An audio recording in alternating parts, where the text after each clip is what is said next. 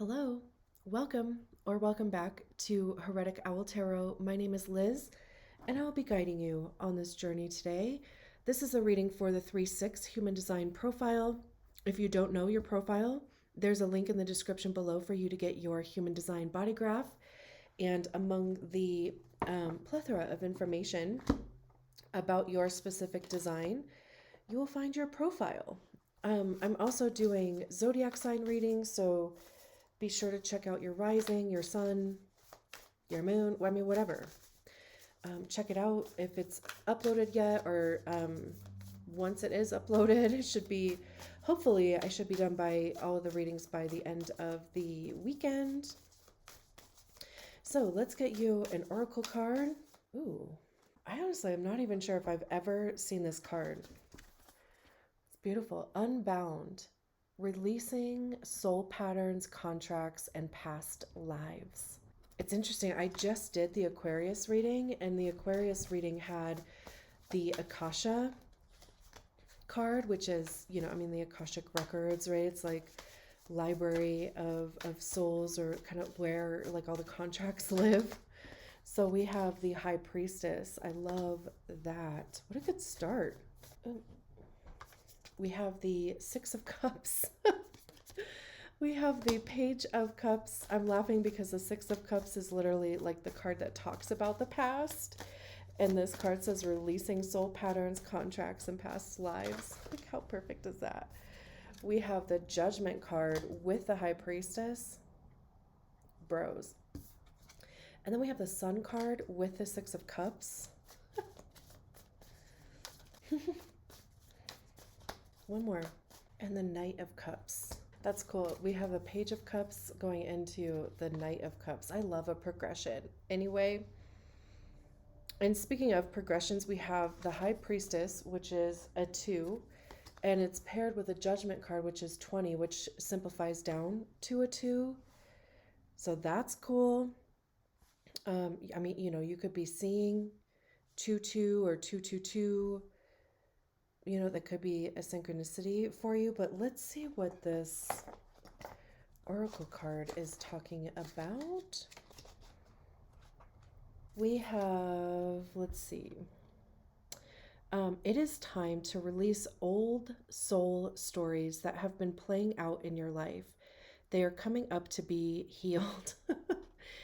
There has never been a safer time to clear these patterns than right now. Take a look at the patterns in your life that you are ready to release. Ancient vows and contracts that your soul made that have expiration dates. It could be a vow of silence or chastity or poverty. It is a time to unwind from them. This is the life in which you free yourself from trauma of past lives. Even, like that 6th line. That feels very 6-liney. Interesting. What old ways of being have an expiration date? When you name them, you claim them, and they stop holding power over you. When acknowledging these old patterns, it is also important to acknowledge how they have served you up until now. For example, a soul pattern of playing small caused by a soul fear of being seen or sharing your voice would have served by keeping you safe. In order to grow, you now need to soften by receiving and calling in support. It is time to unbind the old ways of being that are no longer sustainable or suitable. I can't remember what word it was. I closed the book too early. I feel like both words work though. And I feel like that literally just like wraps up this whole reading. So thanks for coming. It's been real. But, the High Priestess, it's either Pisces or Cancer, depending on who you ask. Because it is attached to the moon. We have this crescent moon up here. But this is literally, for me, the High Priestess is like our direct connection to our star player. And for me, that's, my higher self. That could be God, it could be divine, it could be source. If you believe in any of those things, It can be just your own intuition, because we all have that, right? So it's really being in tune with yourself, with your divine, self, your soul. And even, all of this energy being dropped into your crown. You could be receiving downloads. Even, their eyes are closed, but we can see, um, the illustration of their eyes there too. Even this dot at the third eye. Again, there's a lot of intuition that goes into the high priestess. There's also this sense of surrender and flow, allowing yourself to be intuitively guided, being even open to receive guidance or messages from your intuition, from your soul, from your, it's very even like strategy and authority, since we're kind of talking human design in a sense. But because truly your strategy and authority is designed to help you enter into the correct, quote unquote, experiences for you. And then your profile is how you interact with the energy, the people, the experience. So it really is like your compass, your yes or no is what your strategy and authority is designed for.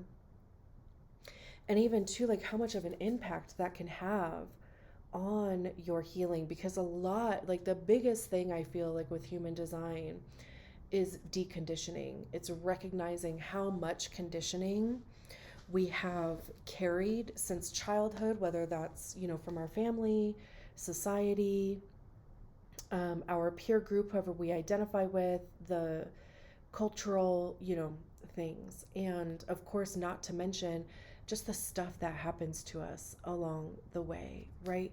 So that's why I was kind of chuckling, like reading the card, because I mean, look at this. Look at this like visual on this card. The judgment card does talk about transformation. It's recognizing that everything that you have experienced, this journey, this thing called life, right? Like how much it does impact and transform us. And even also like how sometimes it can take us so far off of our soul journey, like what we know to be true for ourselves. But it's conditioning. We're surviving basically. So it's interesting, these two cards pop up, together. I mean, this is really sinking into your soul, but like on a like cosmic level, really. And then, like I said, we have the card of the past and the Six of Cups. This is, nostalgia. It's thinking of the good times. Cups have to do with our emotions, how we feel about things, the emotional attachment even that we have to things. And up here we have this kid with this puppy. Down here we have an older person with an older dog. So it's even, just the, again, this journey that we went from being a child to being an adult, and the cups, the steps that are in between. So this is, releasing an attachment to the past, even honoring to, like honoring your past, recognizing where you came from and where you are now. It is about releasing though, because we got the card of Unbound, right? So there's definitely something from your past that, the energy is available to clear the thing out, to heal it, even to recognize how it's changed you, and even allow that evolution, that growth to happen. And being a conscious third line, you know, there is a lot of trial and error. No doubt you've been through a lot of life experiences, especially if you are, if you haven't gone through your Saturn return yet, because before your Saturn return, that sixth line acts as a third line. So for the first 30-ish years of your life, um, you operate as a 3-3. And threes are all about trial and error. It's, it's finding all of the ways that something doesn't work. And you do that by trying. Third lines have that whole like making and breaking bonds, life bumping up against you, you bumping up against life. And, after your Saturn return, the sixth line goes up on the roof where it becomes more observatory, more observational, looking at things from an angle of being above them, right? But also you can get a better picture of the whole picture. And it's deciding what stays and what goes, what that experience that you went through, what was the lesson, what wisdom did it give to you? And then, after when you're in your 50s, you come off of the roof, the sixth line is in its role model glory, and people seek you out. They recognize that you have the wisdom, because you've been through so many experiences, and they like maybe the way that you navigate through life, or they like the principles that you have on life. And part of that is coming from breaking those bonds, not hanging on to them just because, And the Six of Cups is paired with the Sun card. So this is like everything good. This is joy, it's bliss, rejuvenation. This is also even about like rebirth, healing. This is literally, I mean, like, filling a void, filling a hole with like a blast of light. Also, even, I mean, even just their body language, being open to receiving the light, the love, the new contracts, or the things that are meant for you, but they're not holding you back. They're not preventing you from being in your highest expression. But also, even it feels like it's related to this high priestess, because again, being open to receiving, listening to your intuition. And this is more of that's the water element, this is the fire element. I love that.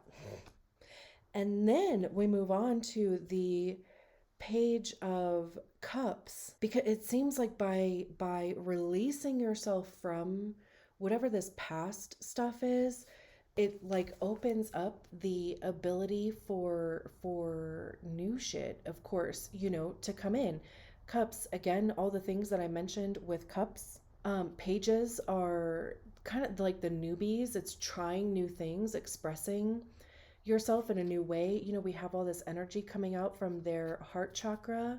There's even, reaching out for new connection. This could be somebody coming in. This side of the card is the future. So there's somebody coming in. And then, there's this energy that's happening between the two hearts there.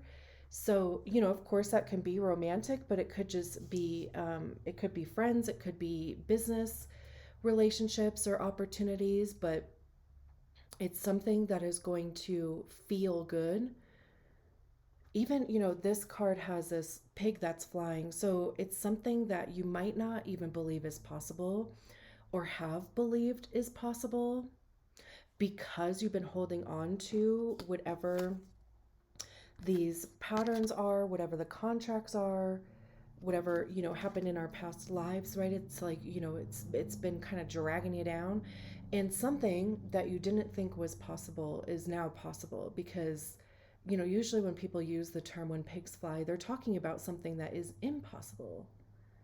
Clearly, it's here now. this pig is flying. So there's something that will be coming in for you that you didn't think was possible. And maybe it's even something too, because I feel like the Page of Cups is very like imaginative.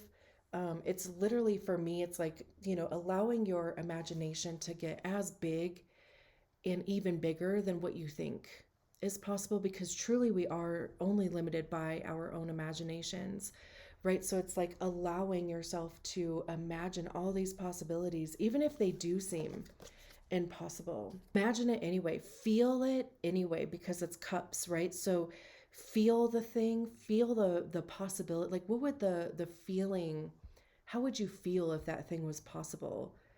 Feel that now, and continue to feel it. Continue to keep yourself in that, hold yourself in that feeling of possibility, regardless of how you think it's possible or not. That's not, that's mind. Our mind puts those limitations on what we believe is possible. Let your emotions get crazy. And it's paired with the Knight of Cups. So clearly, whatever it is, it's coming in. This is an offer. This is a message. I have such a crush on this guy. This is like the knight in shining armor of the tarot. So usually, knight in shining armor is going to come save somebody, right? So there's this envelope down here. Speaking of a message, but again, it could be an offer. And it is an offer that you are going to feel good about. It's an opportunity that you're going to feel good about. Even their shoes have wings on them. So again, just this message coming in. I love that. And like I said, it's literally, we move through the energy that fast because, the Page of Cups and the Knight of Cups come right after each other and they're paired together. I mean, the odds of that happening, I feel like it's crazy. So you're like moving through the energy quickly. I love that. The Nine of Wands is at the bottom of the deck. So this is definitely somebody who you've been through it, right? Like the Nine of Wands is the wounded warrior. Wands have to do with action. It's a motivation behind the actions that we take, creativity, passion.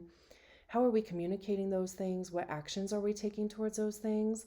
But I also see Wands as being information by way of experience, which is very third line, because you truly have to try something in order to discover if it works or not, if you even like it or not, if you want to, continue doing it or not. You really can't think your way through that. You have to actually try the thing to see how it goes. So this is somebody who has tried a lot of things. And nines are individual completion too. So if you feel a little like, metaphorically beat up, this is like, you made it to a point of succession. You've made it to a point of an end. It's not, tens are actual completion. Nines are individual completion. So it's recognizing, the point that you've gotten to. It's giving yourself the time to rest if you need to rest, but also not giving up. And then we have the Ten of Swords. 10, again, is completion. And I feel like with this Ten of Swords, they are moving forward. Swords have to do with our mindset, ideas, beliefs, how we communicate those things. I also see swords as being the suit of ego, because that's generally where we hear our ego, is in our minds. And our ego is created by the stories that we attach to experiences. Speaking of, and it becomes, part of our personality, our identity. It becomes, the reason why we do and don't do things. It's the filter that life goes through and kicks out a story about our reality, right? And if you are letting go of old patterns, which is exactly what this is, it could be letting go of a way of thinking, a way of perceiving a thing. It could be healing a big part of your ego, which is like Six of Cups and the Sun card. All these birds are, they're flying in one direction. Like everybody is heading in the same direction. Your thoughts are, kind of future focused. There's a clarity in thought there. It's like, not allowing yourself to get wrapped up or overwhelmed by the cycle of thoughts. It's interesting that like this all the swords cards are at the bottom of the deck. We have the 7 of Swords, which to me, like the 7 of Swords is the card of us fooling ourselves, like self-sabotagey. We have the 8 of Swords, which is like a self-inflicted mind prison, basically. It's feeling out of control, but expressing, like maybe people don't see it that way, but feeling bound in some capacity. We have the Justice card, which is also, it's Libra, so it's air. This is about, the scales balancing, karma, fate. We have the Empress card, creating something new, literal creation, creating a new world for yourself. The Ace of Swords, new perspective, new ideas, new beliefs. So